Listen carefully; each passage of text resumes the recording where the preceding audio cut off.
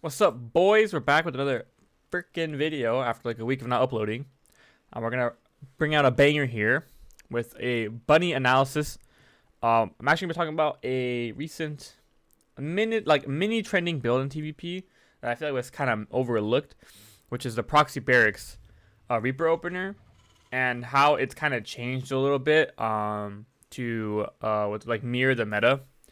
So this is actually Bunny versus Trap from IEM Katowice group stages. I'll put the replay in the description. You can check it out. But we're gonna jump in here right away. So basically, this is a 16 rack, 16 gas into a 17 gas build. As for the location of the proxy, before we see a lot of the barracks being built here, and the reason why the barracks is built here is actually because you get faster routing to the mineral line of the Protoss player with the Reaper.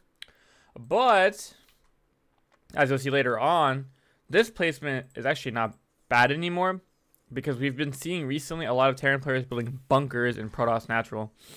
And now you could say that that's not super super like new thing, right? That's we've kind of already been seeing some people building bunkers and mineral lines. But it's actually the way Bunny transitions out of this, which I think is super cool. And even a bit it could even be a bit metagamey. So actually Trap was looking for here. Now I do want to say that this placement is literally the only and best placement. Now Bunny could have gone this way. Oh, I can't ping, but he could have gone this way here and put the bunker farther back.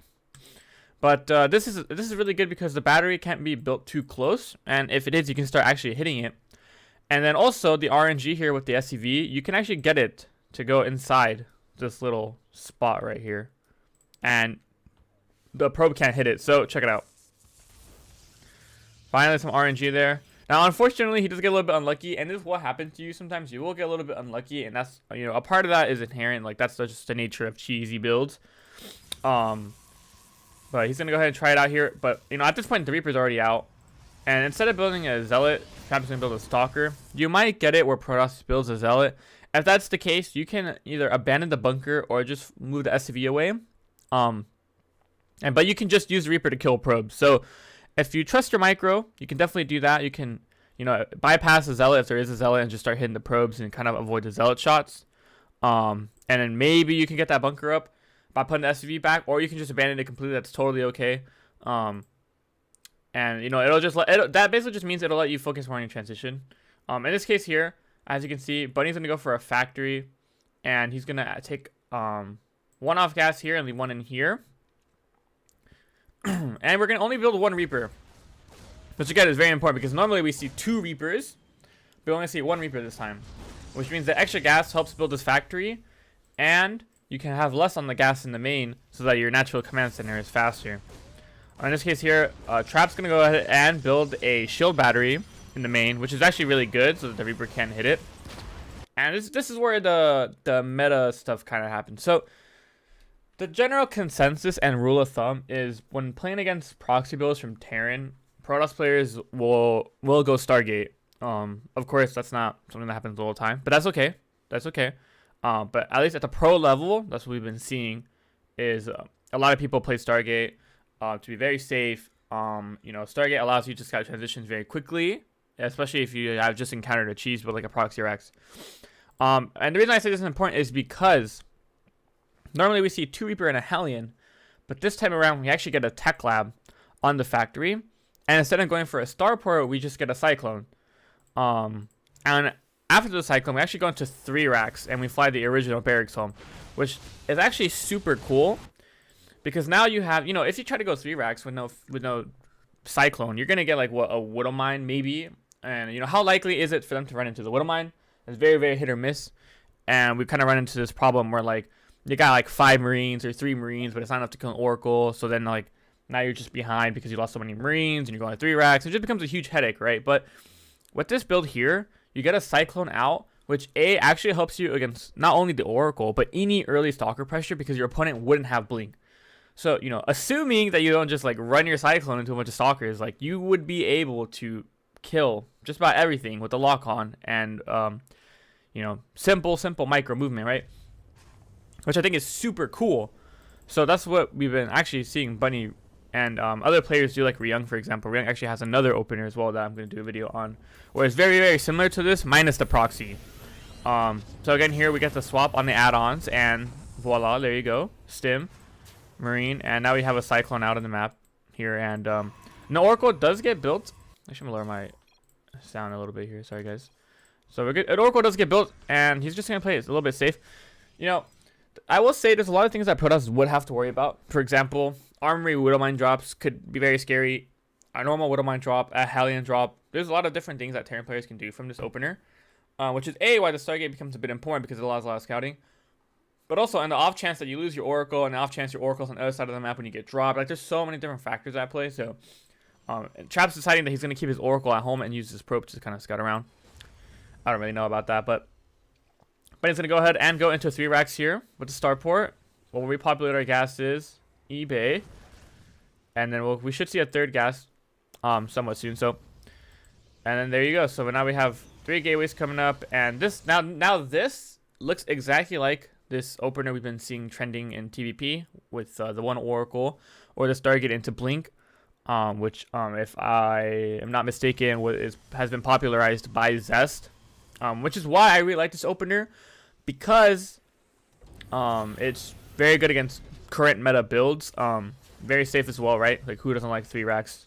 So why not do a Cyclone into a 3 racks?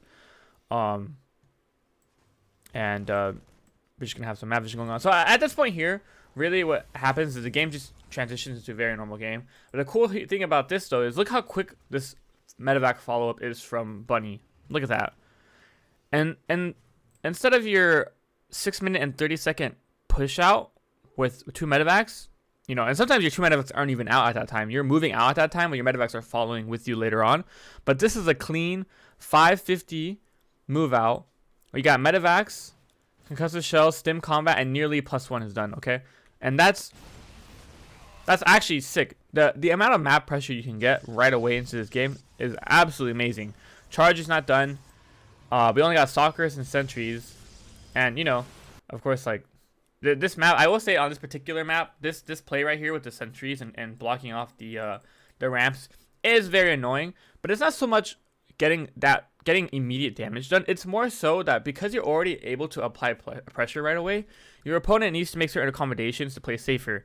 So now we have things like this, you know, batteries coming up, warping in more sentries to be able to block these off, you know, instead of investing the gas into upgrades, forges, robos, stuff like that.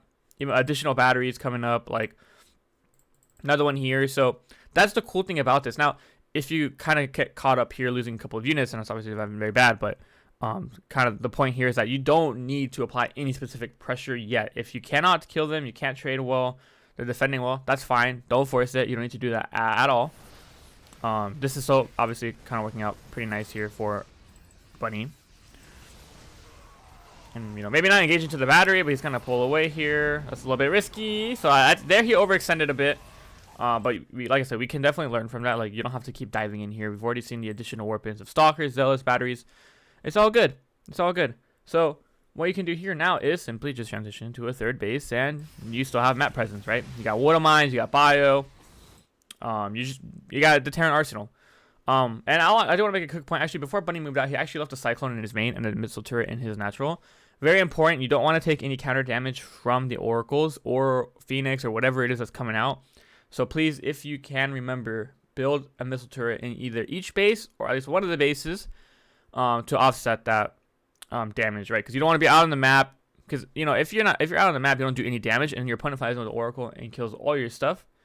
Not ideal at all, right? That's just very bad for you to be in. So, like this, for example, right here. Now we have some light pressure coming up, but he's already got the turret here, and two SCVs for an Oracle. Not great at all.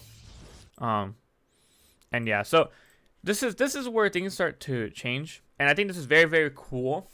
And I think it shows a lot of like what you want to do in a TVP in the mid game. In TVP mid game, I've talked about this before. Having map presence is very, very, very crucial, and this is something that Bunny, I feel like, does a pretty good job at this point. A couple of things you might see, for example, a Widowmine burrowed here, a Widowmine burrowed here.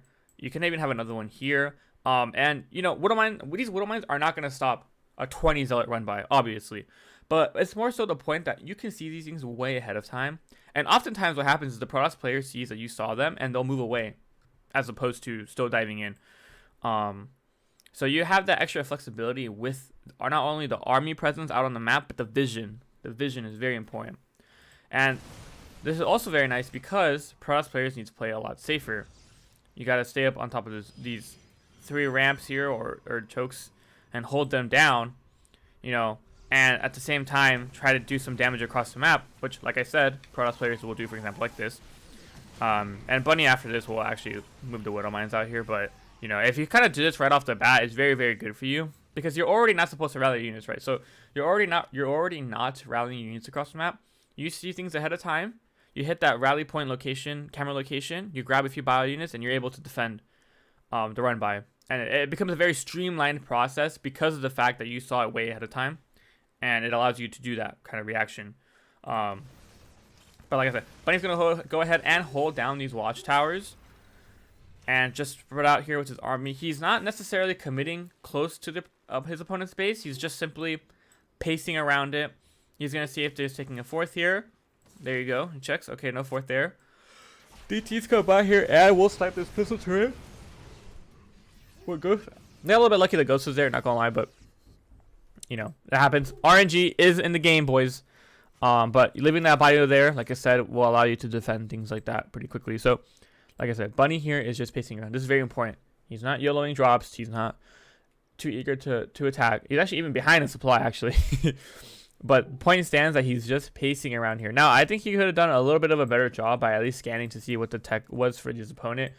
I think the Ghost Academy, I think he's building the Ghost a little bit early. He doesn't really need to do that necessarily. I think it'd be much more beneficial for him to have some Vikings. So maybe that's an adjustment you can make to make this a little bit better. But yeah, like this is very, very nice, right? You're just pacing around. You're scouting nonstop. You're checking on these 4th bases here and setting up this map vision.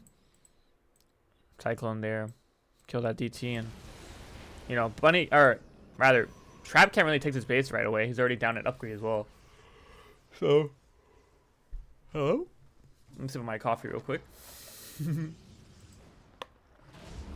So it's kind of stuck there. Now, this is a really good move. You can force the issue with things like this.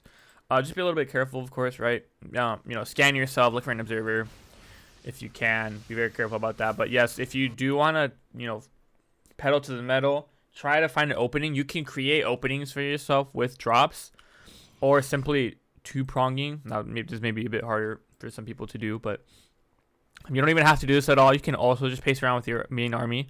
I mean, that's totally okay as well. Like, for example, instead of doing something like this, you could substitute the split push with 2 liberators. Bam.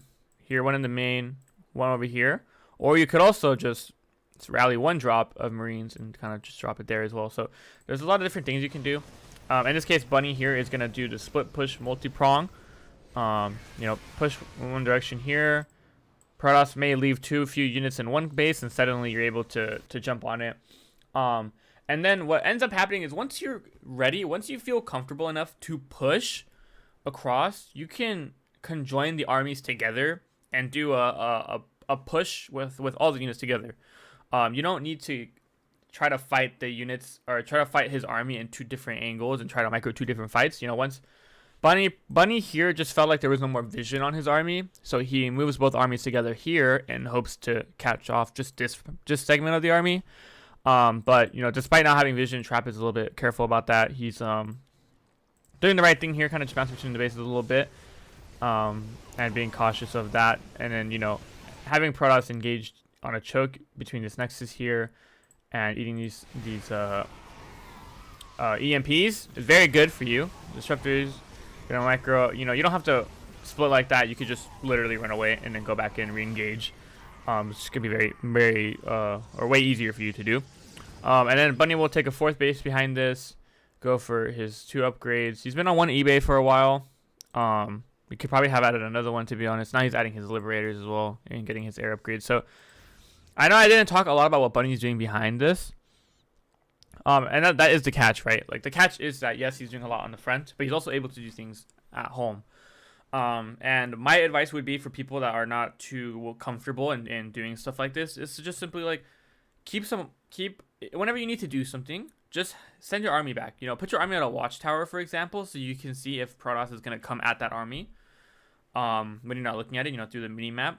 Or just send it back home. Like, just send it back home.